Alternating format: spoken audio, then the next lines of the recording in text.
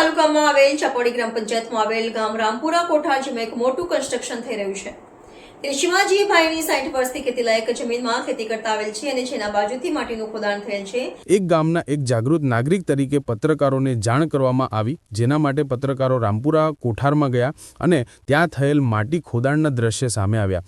રોડને અડીને 4 થી 5 ફૂટ ઊંડાણમાં માટીનું ખોદકામ થયેલ હતું અને જ્યાં કન્સ્ટ્રક્શન થઈ રહ્યું હતું ત્યાંના હાજર મેનેજર જોડે વાત કરતા જેઓએ એ જણાવ્યું કે એ જમીન એ લોકોની માલિકીની જમીન છે અને ત્યાં કંઈક મોટું એડવેન્ચર પાર્ક જેવું બનાવવામાં આવી રહ્યું છે. સાથે જ આજુબાજુની જમીનોના માલિકો જોડે વાત કરતાં જાણવા મળેલ કે તેઓને પૂછ્યા વગર કે તેમની સંમતિ વગર એમની ખેતરના બાજુથી મંટોળી ખોદી નાખેલ છે. હાલમાં તેઓ પાસે આવવા જવા માટે પણ રસ્તો નથી. જે જગ્યાએ માટીનું ખોદાણ થયું છે તે જ 4 ફૂટ ઊંડાણમાં ઉતરીને આવવું પડે છે. સાથે જ ત્યાં ડીજીવીસીએલના પોલ આવેલા હોય તે ધરાશય પણ થઈ શકે તેવી પરિસ્થિતિ દેખાઈ રહી છે, કારણ કે ડીજીવીસીએલના પોલના અડીને જ સંપૂર્ણ માટી ખોદાણ કરી નાખવામાં આવે છે, જ્યારે ડીજીવીસીએલના પોલ પણ પડી શકે છે.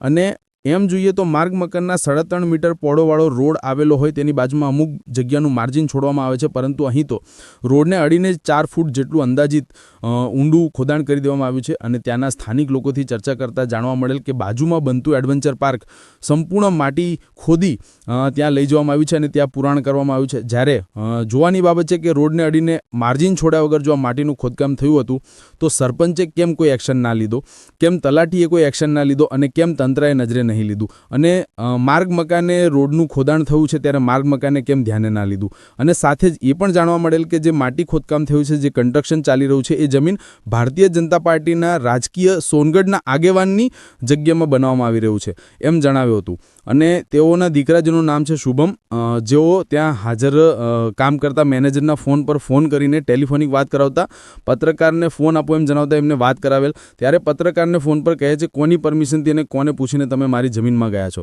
ત્યારે વિચારવા જેવી બાબત છે કે શું મીડિયાએ ગામના હિતમાં કે મીડિયાના કામ માટે કોઈકની મજૂરી લેવી પડે અને તંત્રને ધ્યાન દોરવા માટે કોઈકની પરમિશનની જરૂર છે? જ્યાં ખોટું થઈ રહ્યું છે શું તેને ધ્યાન દોરવા માટે કોઈકની પરમિશન લેવી પડે?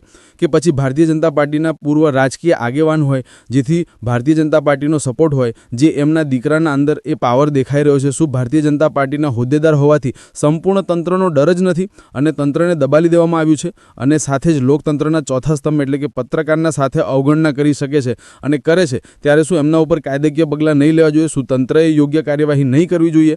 અને સ્થાનિક લોકો જેની જમીનમાં ખોદાણ થયું છે, ગોવિંદભાઈ કટુડિયા ભાઈ ગામી સાથે પૂછપરછ કરતા એમણે પણ જણાવેલ છે કે એમને એમની જમીનમાં અંદાજિત 7 થી 8 ફૂટ ખાડો કરી દેવામાં આવ્યો છે.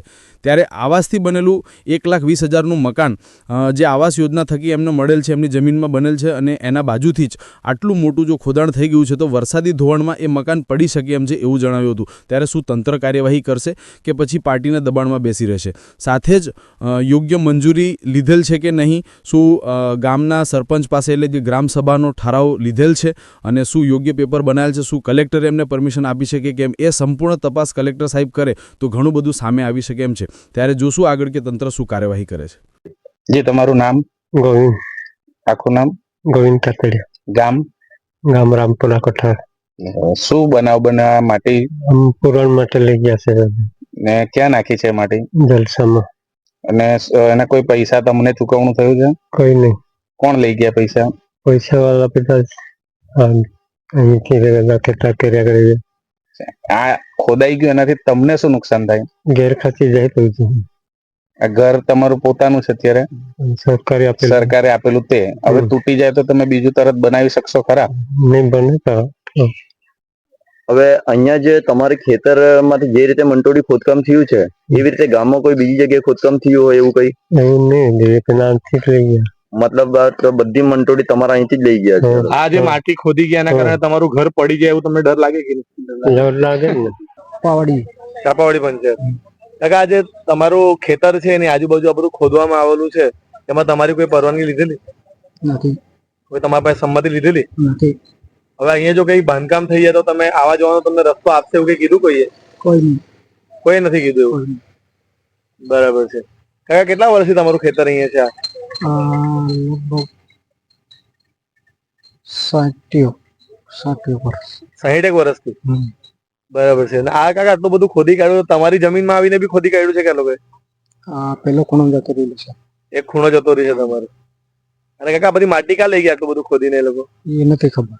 આ પહેલે તમે આજે દેખાયા અહીંયા ટેકરો હતો કે આજે થાંભલો દેખાય એટલો ઊંચો ટેકરો હતો અહીંયા? હા, ઊંચો ટેકરો હતો. આ થાંભલામાં તમારા બાજુમાં જે થાંભલા સુધી જે આ 4-5 ફૂટ દેખાતું છે એટલે ટેકરો હતો ને પહેલે? હા, પેલો ટેકરો હતો. તમારી કોઈ મંજૂરી લેવામાં આવી, કોઈ સંમતિ તમારા પાસે લીધી એ લોકોએ? કોઈ નહીં, કોઈ લેખિતમાં કોઈ તમારી પાસે સાઇન કરાવી હોય? કોઈ નહીં.